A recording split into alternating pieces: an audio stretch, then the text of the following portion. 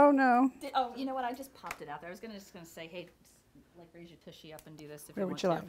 We'll just. Put it back here? Yeah, is that okay? Sure. I'm so sorry. No, I it's feel all like right. this is how I get to know people really Yeah, well. right. Right. Let's see if I can get it without like taking your pants I've off. been- There we go. Okay, if you want to. I've been in enough shows so that I Ooh, look can at know how to you. do this. Okay, I'm gonna fix this one more time then. It's Okay. 2019. We should never have microphone cords sticking out. Okay. Okay, there we go. Okay, I'd rather see a bra strap than a microphone cord. Ha ha. Just a couple of cool girls sitting around talking. Yeah. I'm probably going to be all over the place. We'll put it together afterwards. So, Okay. First of all, if you will say your name and spell it like you would like it to appear on the. Okay. Nancy Head Thode, Thode. I'm glad you said that because I was just saying Thode. I'm sure you Yeah. heard that all your It's a very, if I'd known what a tough name it was, I get all kinds of things. Is it hyphenated or is it just the two names? It's just, that's a middle, I'm using Head as a middle name. All right.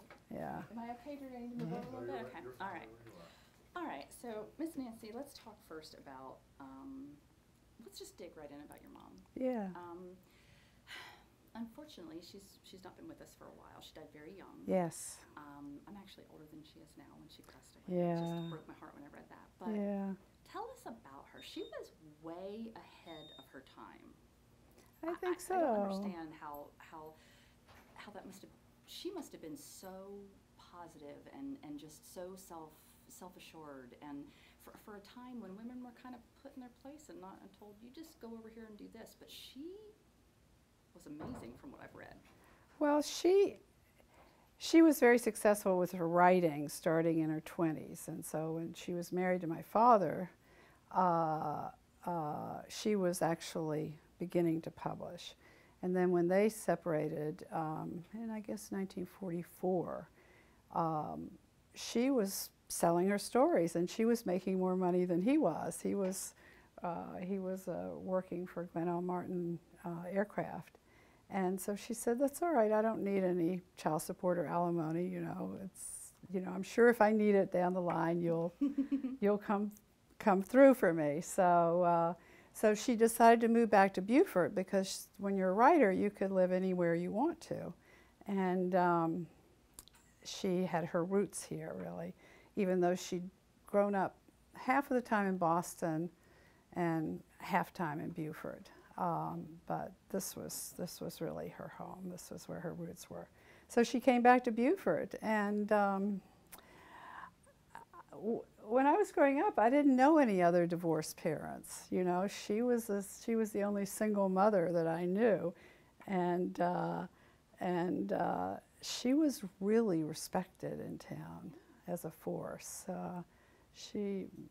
Because she was a well-known writer, and she also was the kind of person that if you were sick or something happened to you in your family, she would come, and she would be there for you. So she was respected for a lot of reasons in town. Yeah. I love that. Yeah. Let's talk about her writing. Do you always remember your mom writing? Yes. Is that something that she did? She was a teacher also, though, correct? No. No? No, she was not a teacher. She avoided public speaking like the plague, any kind of public speaking. No, she was not a teacher. She taught for one semester at Beaufort High School, and that was under duress. Jean Norris, who was the head of the English department at Beaufort High School, came to her, called her up and said, Anne, I've got this group of young writers in my English class. They're only about 5, and would you be willing to teach a class in creative writing just for one semester for them? It would mean so much. And she said, no, absolutely not. No way. But he pestered her and kept after her, and so eventually she agreed to do it. And of course, one of the students in his class was Pat Conroy, who was, I think, 16 at the time, maybe 17. And he was in awe of her, and she just thought he was the cat's meow, So they became really good friends, and he came over to the house almost, every afternoon, and I think wanted to absorb everything he could about the life of a writer. And she just found him, you know, delightful and outrageous. And then when he went off to the Citadel, he wrote letters, which are amazing, which I have. Unfortunately, I don't have the letters she wrote to him because she didn't keep carbons, but he gave me a couple of letters that he had saved when I saw him back. I don't know, he came out to my house at Fripp one day and sat around and talked to me about my mother. And what did he say about her? I mean, he is such a prolific writer, and I mean, when you read his books and you think of Pat Conroy, you don't. I mean, everybody has mentors, but you don't necessarily think of. I mean, I read something that said every time he published a book, he laid a rose on her yes. headstone. And yes. I mean, that's powerful. Yes. She made quite an impact on yes. her. So what did he say about her when you talked about her together? He talked about the fact that she introduced him to a lot of other wonderful writers. She read the things that he wrote. When he was at the Citadel, he sent her the poetry that he had published. He found her to be a real mentor, I think, to his writing. But specifically, it's hard to know because I don't have the letters that she wrote to him. I know she tried to talk him out of some of his flowery descriptions, which of course didn't take. We know well. And he made a comment, and I think in the chapter in his book that said, you know, she told me, you know, never to, you know, not to drop the participles and a few things like that. But specifically, I don't know because I don't have her letters. I've only read Mr. and Mrs. Bojo Jones. I know the other books Uh-huh. now, and I really want to read it. That book is so far ahead of its time. Well, let me tell you something. I was talking to my sister, my half-sister, who is, she's 13 years younger than I am, and she was 12 when our mother died. But she was living in the house, and I'd already flown the coop. She was living in the house when Pat was coming over every day, and she was there when Mother was writing Mr. and Mrs. Bojo Jones. And she was reminding me when I talked to her that unlike anything else she'd written, it took 2 years for her to find a publisher for Mr. and Mrs. Bojo Jones because the editors would say, you know, it's not like anything else you've ever written. Nobody's going to expect this kind of thing from you. And it was, as you say, it was really ahead of its time. Not only about teenage marriage, but it also addressed abortion, which, you know, was very unusual in that period of time. And it talks about teenagers. There's no condensation in there. They're talking about them as real, thinking, evolving people, not kids. I mean, the characters are thrust into a grown-up situation, but they're. I like what you said. She didn't condescend. Mm-hmm. It was she just let the characters tell the story. I mean, sometimes the adults in that story are more petulant yes. and things than the two characters that have to grow up so fast. Yes, yeah. I mean, there's a lot of topics in there. I mean, she dealt with class, you know, structure, and yeah. I just wondered if, you know, and you might not know this, but like I said, your mom was ahead of her time. She was a single mom. You had divorced parents then, but she was respected because of the work she did. But I wonder if maybe she shielded you from some things that she came across and just kind of wrote about it in her work. I just find that fascinating that at that time that she was willing. I mean, there's other things that I'm reading here. You've got a suspense story. You've got a murder mystery. I can see why her publishers might say this isn't what your readers expect from you, but she just wrote what she wanted. And she had published 50 50 plus stories and novels in magazines. So, you know, this was, you know, the books were really, actually after the magazine market dried up in the early 60s, she started writing the books. What was it like as a young woman to live with a mom that had a career when many of your peers at that time, their moms were homemakers and that's what they did? Well, it wasn't, I was going to say it wasn't as though she went to an office 9 to 5, but she actually did go to an office to escape from me, I think.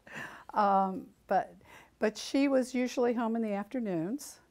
And I think the thing that made me feel the most unusual for my friends was that I was an only child growing up and that I didn't have a daddy there. And that was the thing that made it different, not the fact that she was writing somehow.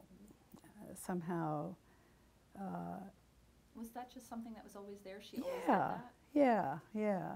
From day one.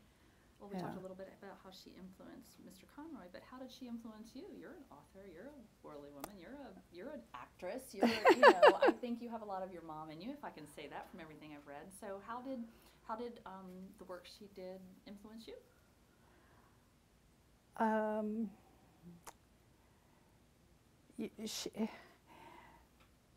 She had tremendous determination and tremendous, I don't know, the guts is the word I come up with. In some ways, she was a very fearful person. She had phobias. She was afraid of bridges. She was afraid of elevators. She wouldn't fly for any, you know, for anything. But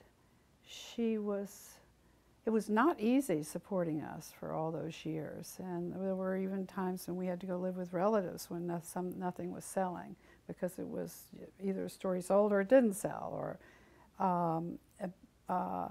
And she was afraid because she didn't have any other source of income. But she made the determination to somehow stick this out with the writing. She had tried at one point to